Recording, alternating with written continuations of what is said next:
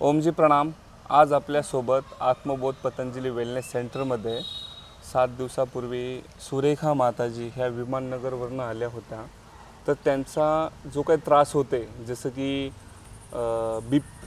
बीपीचा त्रास किंवा कंबरदुखी आणि वाताचा त्रास, तर आपण यांच्याकडनं जाणून घेऊयात की 7 दिवसामध्ये त्यांना किती फरक पडला आहे आणि इथे कोणत्या कोणत्या प्रकारच्या ट्रीटमेंट्स आत्मबोध पतंजली वेलनेस सेंटरमध्ये होतात।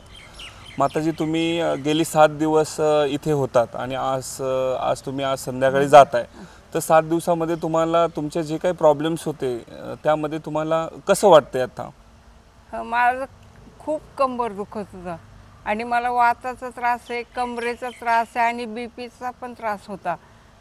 तर आता पहिल्या दिवसापासून ही ट्रीटमेंट चालू केलेली आहे, आल्या चालू केली, पण त्या 7 दिवसात इतकं पहिल्या दिवसापासूनच बरं वाटायला लागलं आणि 7 दिवसात तर एकदमच बरं वाटायला लागलं। बीपी पण नॉर्मल झाला आणि कमरेचं दुखणं पण कमी झालं। आणि तुम्ही केव्हापासून बीपीच्या टॅबलेट्स खात होतात?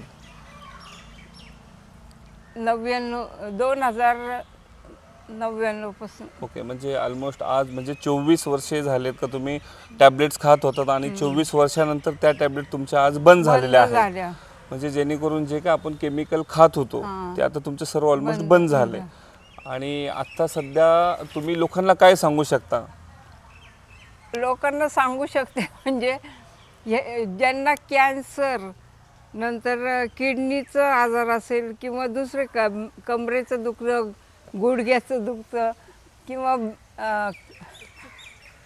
म्हणजे अंगात असं अंग दुखत असेल खूप, तर त्याच्यासाठी जरूर इथं ट्रीटमेंट घ्यायला यावं या आत्मबोधमध्ये। आणि खूप छान ट्रीटमेंट आहे इथली, म्हणजे सांगू शकत नाही मी, इतकी चांगली ट्रीटमेंट आहे।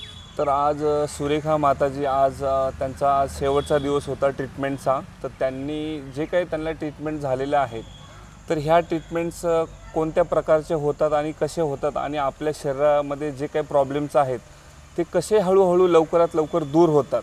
त्यानंतर तुम्ही साधारण इथे 7 दिवस होतात, तर तुमचं इथे तुम्हाला भोजन कसं वाटलं?